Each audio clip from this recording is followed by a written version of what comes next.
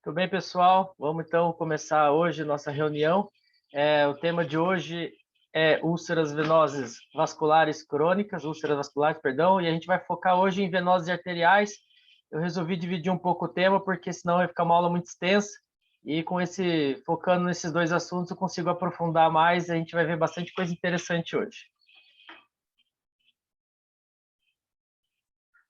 Então, lembrando da última reunião nossa, temos que lembrar que todas as lesões de pele, elas têm o potencial de se tornarem crônicas.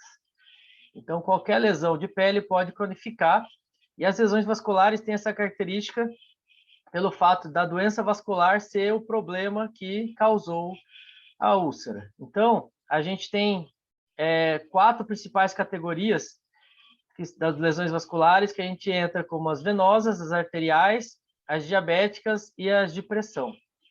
Apesar da diferença na origem, as úlceras crônicas elas têm algumas características em comum que a gente viu, que são os níveis excessivos de citocinas pró-inflamatórias, infecções persistentes, a formação do biofilme, que a gente discutiu, que é um vilão importante aí para a gente combater, e células idosas na ferida que elas vão envelhecendo e elas não conseguem mais reparar a lesão. Então, são células que não respondem aos estímulos reparadores. Então, também lembrando que a gente tem as 6 características da úlcera. Então, a gente precisa trabalhar em cima dessas características, então, da localização, do tamanho, da profundidade, as bordas da lesão, o que está drenando dela de forma espontânea ou a expressão, e o tipo de tecido que forma a lesão. Então, começando aí a parte de úlceras venosas, eu usei esse artigo como base, um artigo um pouco antigo, 2015, mas ele fala bastante coisa que ainda é atual. Então, as úlceras venosas, elas ocorrem no estágio mais avançado da doença venosa crônica. Então, aí nas figurinhas a gente tem os estágios clínicos da doença venosa, que do estágio 1, as telangiectasias, os dois são os trajetos, o 3 é o edema, o 4, 5, 6 são quando tem alteração de pele, esse 4 com lipodermatosclerose ou dermatite ocre, e o 5, 6 é a úlcera cicatrizada, úlcera aberta. Então, a gente vai focar aí na úlcera aberta no final. Vamos falar um pouquinho da doença venosa agora. A doença venosa ela é extremamente comum, aí a gente vê que de 20% a 64% das pessoas têm trajetos varicosos nos membros inferiores, só que esse número reduz aí para os estadios que tem mancha de pele aí de 3 a 4%, e a úlcera de 1 a 2%. Mas se formos pensar, 1 a 2% da população ter úlcera venosa é um número bastante grande, né? De uma a cada 50 ou a cada 100 pessoas andando na rua, uma delas vai ter uma úlcera no tornozelo de causa venosa. O fator de risco, então, para o desenvolvimento da úlcera, a idade, né? Então, infelizmente, e conforme formos envelhecendo, a gente aumenta o risco de desenvolver a doença venosa, as varizes. É o principal fator de risco. Então, nem sempre é uma questão se vai ter ou não, mas é uma questão de quando vai ter. O sexo, os trajetos são mais comuns em mulheres, mas em mulheres que nunca tiveram filhos, a incidência, a prevalência é igual às de homens. O uso de hormônios, então, o anticoncepcional oral e a terapia de reposição hormonal não aumenta o risco de varizes. É isso mesmo, né? A gente tem aquela noção, não vou tomar anticoncepcional para não ter varizes, mas isso não é verdade. Pode aumentar o risco aí de trombose venosa profunda, mas não a dos trajetos varicosos. A gravidez, sim, ela aumenta o risco aí de 1,3 a 2,2 vezes a cada gravidez. Elas vão se somando. Então, conforme vai tendo mais filhos, aumenta o risco de ter varizes nos membros inferiores. A obesidade também é um fator de risco importante. Quando é maior que 30, aí, 6 vezes maior no homem, 3 vezes na mulher. Ter história na família também conta. E tem aí a etnia, que a incidência no Oriente Médio é menor do que nos outros locais. Só relembrando o nível de evidência que a gente vai discutir hoje dos nossos tratamentos. Existe aí essa classificação entre benefício e não benefício de 1 a 3. E os estudos, a qualidade dos estudos vai de A, B e C. Quando o A é o mais robusto, que tem evidências mais fortes, enquanto que o C é especialista, estudos pequenos, coisas menores. Então, quando a gente vai discutir doença venosa crônica, ela tem que focar em 3 itens: a anamnese, o exame físico e o exame complementar, no caso, o dúplex, que é o ultrassom. Então, o exame físico deve sempre ser feito, né? Então, o paciente chegou com história de doença venosa, você precisa examinar ele, não adianta apenas a anamnese. Existem testes antigos que eram feitos e hoje em dia não precisam mais, então tem mais para curiosidade mesmo do que para uma consulta mais efetiva. Então, só para lembrando aí, esse teste de Perthes era um teste que se usava garrotes para tentar determinar onde que tem o problema, onde que tem o refluxo na veia. Então, hoje em dia a gente não usa mais isso, não precisa, a gente pode ir direto aí para o duplex, para o ultrassom. O Doppler de onda contínua, que é aquela canetinha que a gente discutiu numa reunião anterior, não precisa usar, no caso, para avaliação venosa, avaliação das veias. O índice tornozelo braquial é importante. Se você tem suspeita aí que, além da doença venosa crônica, a pessoa, o indivíduo tenha doença arterial. A gente vai discutir mais para frente sobre isso. Se o paciente tem úlcera e ela não está cicatrizando, ou ela está deteriorando, está piorando, ou em 3 meses não cicatrizou, ou teve uma recorrência, tem que ser feito aí o índice tornozelo braquial, porque pode ser uma úlcera mista. A gente vai discutir mais para frente aí sobre úlceras recorrentes, o que dá para ser feito.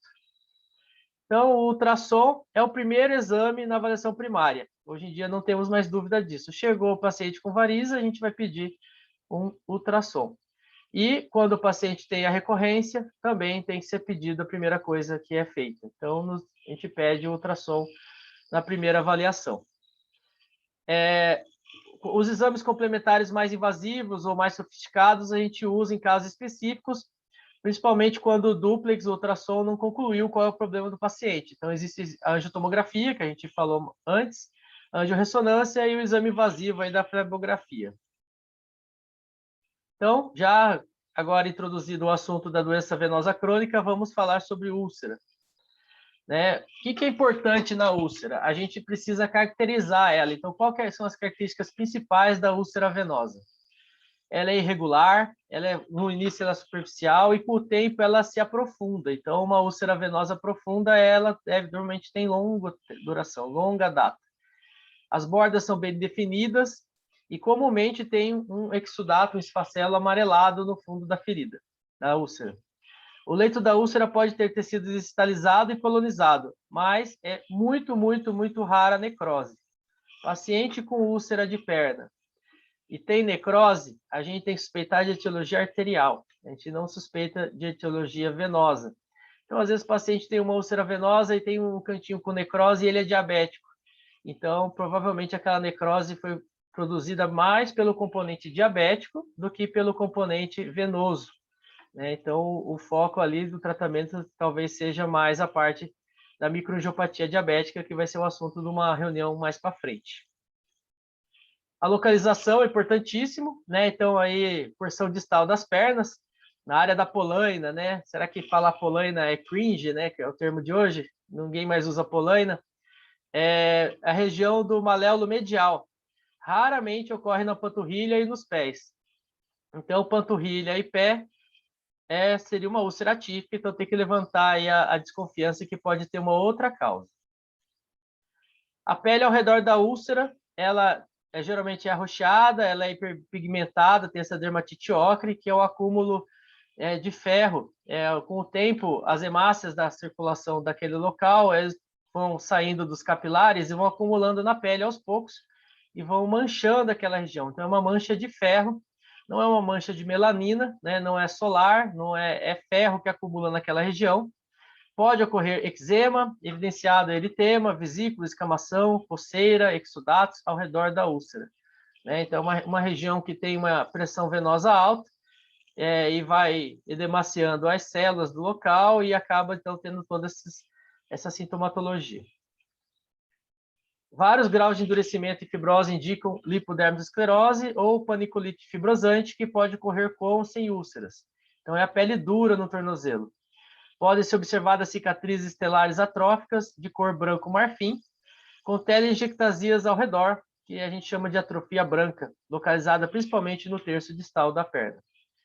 Então, nessa foto, a gente vê, então, as úlceras venosas.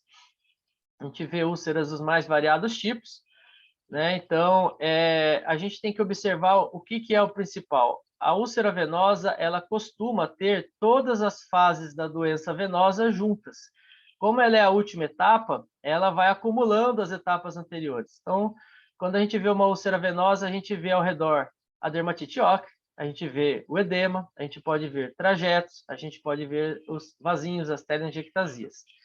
Então, ela não é uma úlcera isolada, não é só a ferida, não é só a úlcera. A gente tem mais comemorativos ao redor, isso é importantíssimo para diferenciar das outras causas.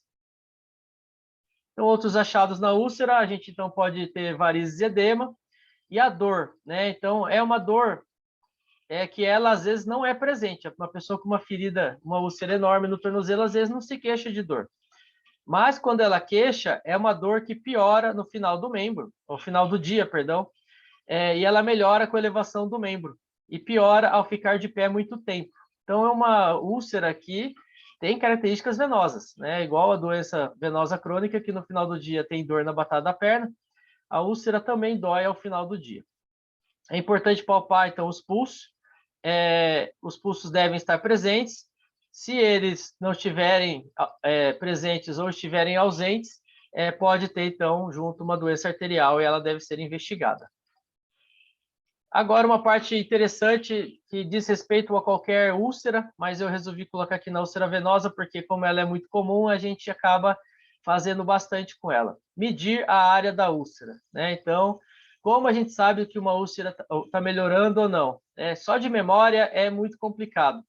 E a gente vai ver também que só de medida com régua, com fita métrica, também é muito complicado. A área da úlcera, então, da superfície da úlcera, o ideal é que seja medida em uma série ao longo do tempo. Então, a primeira técnica de medida, muito utilizada, é fazer os maiores eixos no sentido longitudinal e transversal em relação ao corpo. Então, a gente coloca aí as 12 horas do relógio para cima e para baixo em direção ao pé e mede. Então, uma úlcera assim oval, a princípio alinhada com o eixo do corpo, a medida é excelente. Mas e se essa úlcera for oblíqua em relação ao eixo do corpo? Como que fica, né? As medidas não vão bater ou não vão traduzir a realidade da úlcera no seu acompanhamento. Então, a segunda técnica de medida é medir os maiores eixos, né? Então, aliás, o maior eixo. Então, o maior eixo, a gente mede o maior eixo e depois a gente mede um eixo perpendicular a ele. Porque a gente sabe que a tendência da úlcera é cicatrizar das bordas para o centro. Então, a gente tem aí o maior eixo. Se o maior eixo reduziu, ele pode significar que a úlcera está diminuindo de tamanho. Mas nem sempre o maior eixo ele é estático, nem sempre é o mesmo local. Às vezes o maior eixo vai mudando, a ferida de formato irregular, ela pode então diminuir de um lado e do outro não, e na verdade até aumentar do outro lado, e você não sabe se está evoluindo a sua úlcera. Existe essa técnica, então, do molde, fazer um molde da úlcera. Ele realmente é uma técnica muito boa, porque praticamente ela imita a úlcera, traduz para a gente aí o que está acontecendo no leito da úlcera, só que é muito mais trabalhosa, né? Então, fazer esse molde aí acaba sendo mais trabalhoso, mas depois de pronto, ele é o melhor no sentido físico, que você consegue colocar em cima da úlcera e fazer a avaliação, se está melhorando ou não. O problema é, se a úlcera está cicatrizando, a ferida, a úlcera vai ficando menor que o molde e você vai tendo que fazer outros moldes. Então, isso daí é ótimo para medir uma ferida que está aumentando, na verdade. Existe essa técnica aqui também que diz respeito à profundidade, que é uma característica importante da úlcera. Então, a gente mede a profundidade com o cotonete, a gente coloca ele perpendicular à base da úlcera e mede junto de uma régua, a gente consegue, então, aferir. Isso é uma característica importante que, às vezes, é passado em branco. Às vezes, a úlcera está mantendo os mesmos diâmetros, mas ela está ficando mais rasa, então ela está melhorando. Nem sempre vem das bordas, às vezes vem da base, a cicatrização inicial. E aí, mais moderno, né? Então, esse daí é um aplicativo, um software, que você tira uma foto junto com uma referência, e ele mede para você, seria o ideal, só que é mais caro, né? Então acaba que alguns locais só tem, esse tem aplicativo até para celular, para medida de úlcera, é bem interessante. E a gente pode fazer acompanhamento, tem aplicativo até com prontuário de úlcera, então a gente consegue acompanhar aí de forma digital, consegue transmitir os dados, colocar no prontuário eletrônico, levar para o computador, fazer sobreposição, tem muitas opções. A partir do momento que digitalizou, as possibilidades são praticamente infinitas, então a gente... Só que é mais caro, né, e é um pouquinho mais difícil de conseguir.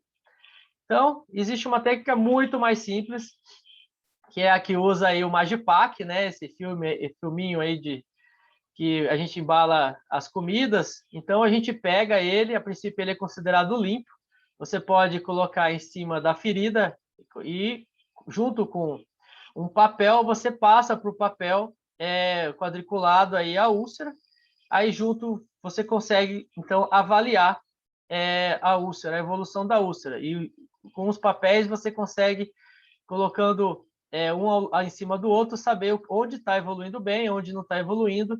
Então, essa técnica aí é bem simples e bem reprodutível.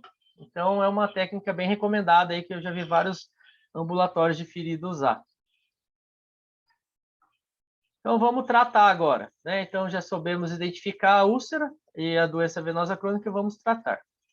Então, a doença venosa crônica, a gente tem uma coisa que chama de 6 pilares de tratamento, né? Então, 6 pilares são esses 6 itens que a gente vai esmiuçar mais para frente, mas temos que saber que a elastocompressão é a pedra angular do tratamento. Todos os outros são adjuvantes.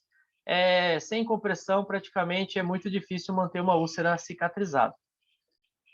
Então, a elastocompressão, a gente tem, então, a meia elástica medicinal, e ela tem uma evidência forte, aí 1B, mas nem sempre precisa ser usado desde a primeira consulta, né? Então, a evidência é um pouquinho mais fraca, mas então o paciente chegou, na primeira consulta você pede o Doppler, nem sempre precisa prescrever uma meia de cara. Uma hora você vai acabar prescrevendo, porque é a pedra angular, mas é melhor você fazer a avaliação primeiro para decidir o tratamento.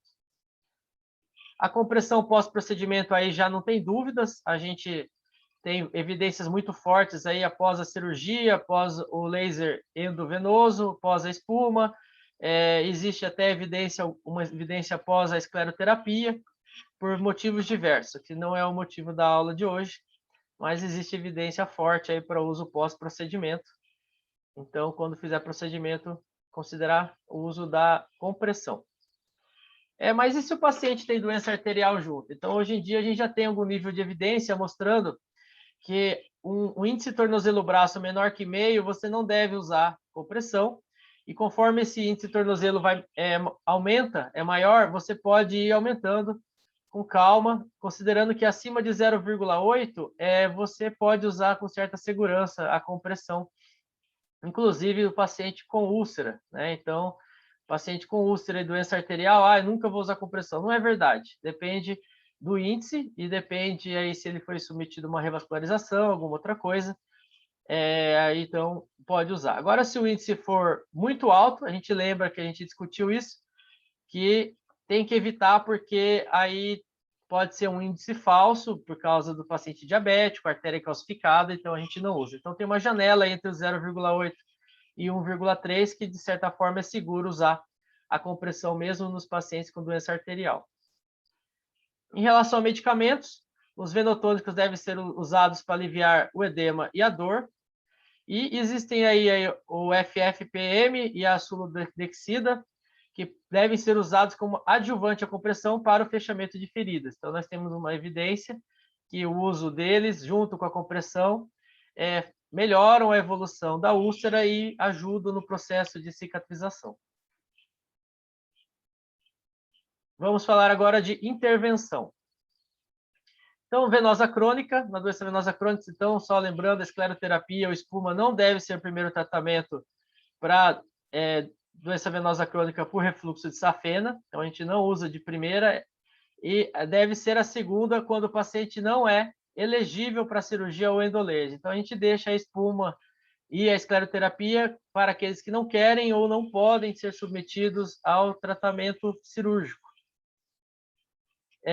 Pode ser considerado, então, primeira escolha idosos ou pessoas frágeis com ferida. Então, não podem ser operados. A gente deixa líquida para telangiectasias e veias reticulares.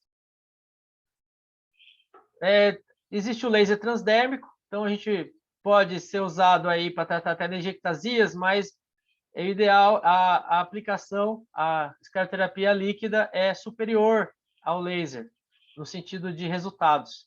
O endolaser na veia safena interna deve ser preferível à cirurgia convencional ou à espuma, isso já é algo muito forte. E o endolaser na safena externa, que é aquela atrás da panturrilha, pode ser considerado, mas tem que tomar cuidado, o acesso tem que ser do panturrilha do meio para cima, para não lesar nervo. Então, paciente com varizes ou edema por causa de varizes, a cirurgia é superior do que o tratamento conservador. Então, pessoa com varizes, a gente sempre tem que tentar indicar a cirurgia. O tratamento clínico é para aqueles que não querem operar. Se for fazer cirúrgico convencional, tem que ser feito a ligadura rasante com a retirada da veia safena doente, nunca fazer só a ligadura e manter a veia safena doente lá.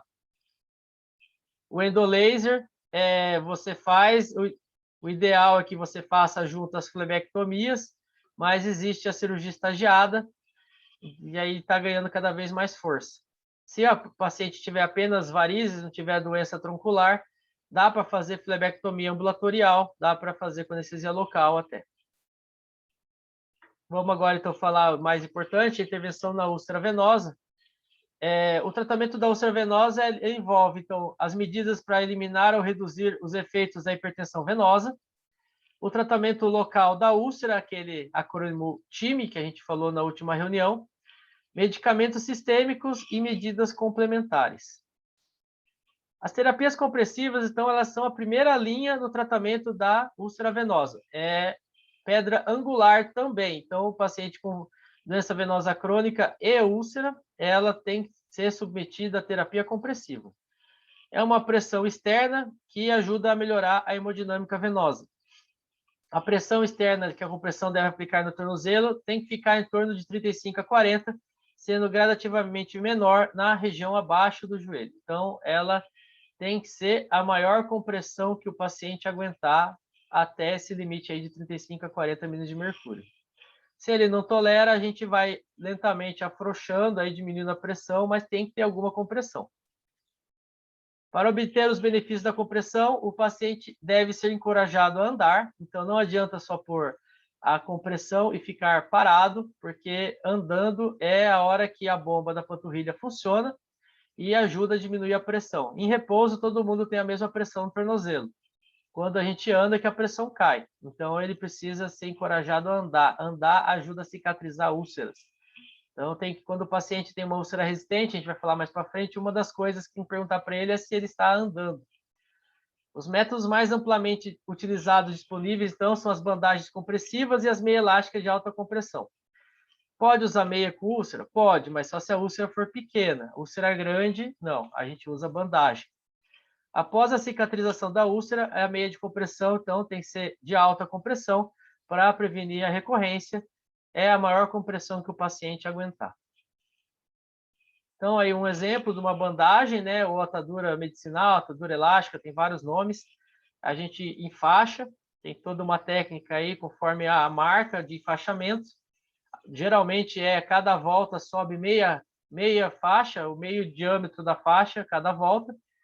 Algumas bandagens dá para estimar a compressão, tem sinais na faixa que mostram, outras não tem. Existem aparelhos que você coloca embaixo que dá para medir de forma objetiva essa pressão, essa compressão. O ideal é que use o máximo de tempo possível, tire para dormir e para tomar banho, para higiene. E a meia elástica, então, a gente tem a meia elástica, a princípio, para feridas, e a gente tem a inelástica, que também serve, porque a inelástica exerce maiores pressões até. Então, ela ajuda bastante. Quanto maior a pressão, maior é a chance da úlcera cicatrizar. Então, as bandagens, elas são o tratamento inicial nas úlceras. Então, um paciente que chega com uma úlcera e você planeja fazer o tratamento dessa úlcera, não existe tratamento de úlcera sem compressão. A princípio, não usou compressão, a chance da úlcera cicatrizar cai muito. Né? Não adianta só remédio, não adianta só o resto. Ele tem que ter a compressão. Em algumas pessoas, existe a opção de usar a compressão pneumática intermitente. É quando você não consegue usar a meia, então, às vezes o paciente não consegue pôr, ou não consegue pôr a faixa, existe essa opção da compressão. Ou se ela falhou, a gente vai ver então na parte das úlceras persistentes, é uma opção bem interessante. Se após 6 meses do tratamento, então, não tiver cicatrizado. Então, aí um exemplo de uma compressão pneumática, é um dispositivo meio grande, né? Mas ele acaba sendo muito útil para a gente fazer o tratamento. Então, quais são as informações importantes relacionadas à terapia? Então, uma revisão sistemática mostrou que o sistema multicamadas é mais eficaz do que o sistema de camada única. A escolha do método depende de vários fatores, recurso, dinheiro, né, porque não é barato, adaptação do paciente ou de quem estiver cuidando, os custos e os eventos adversos. Todos os métodos de compressão são contraindicados se o paciente tiver doença arterial periférica grave, aí que a gente caracteriza pelo índice tornozelo-braço lá menor que meio. O uso da terapia compressiva, ele acaba sendo limitado pela dor, pela exsudação excessiva e dificuldade da aplicação. Algumas pessoas se queixam de dor, principalmente porque às vezes tem uma modificação do formato do membro, o membro em vez de ser cônico, ele é cilíndrico e a meia ou a bandagem não se adapta adequadamente e acaba causando dor. Ou uma úlcera que exuda demais. A exudação, então, acaba atrapalhando porque deixa sempre úmido e acaba não conseguindo usar. O tratamento local, então, além da compressão, a gente tem que tratar a úlcera por limpeza, técnicas de debridamento, curativos que minimizam a infecção, colonização e facilitam a cicatrização. Foi o que a gente discutiu lá, que é o time, né? Então, o debridamento dos tecidos que estiverem sobrando, se tiver infecção, controlar, principalmente o biofilme, manter o equilíbrio da umidade, a umidade ideal, ou nunca para mais, nunca para menos, e cuidar muito das bordas da ferida, que é por aí que costuma vir a cicatrização. Então, o curativo tem evidência de uso, né? Então, tem que ser usado. E existe evidência para esses dois, né? Então, o curativo com zinco tem uma evidência para uso. E o cadexômero, que a gente falou na última reunião, ele é importantíssimo para combater o biofilme. Então, uma úlcera venosa, muito provavelmente você vai usar, por exemplo, aí no caso que eu dei o Idorsorb, que é porque o biofilme às vezes dá uma estagnação. Então, às vezes a úlcera é muito persistente, a gente precisa combater o biofilme. Às vezes está fazendo tudo certinho, mas está com o biofilme, então, e aí não evolui a úlcera.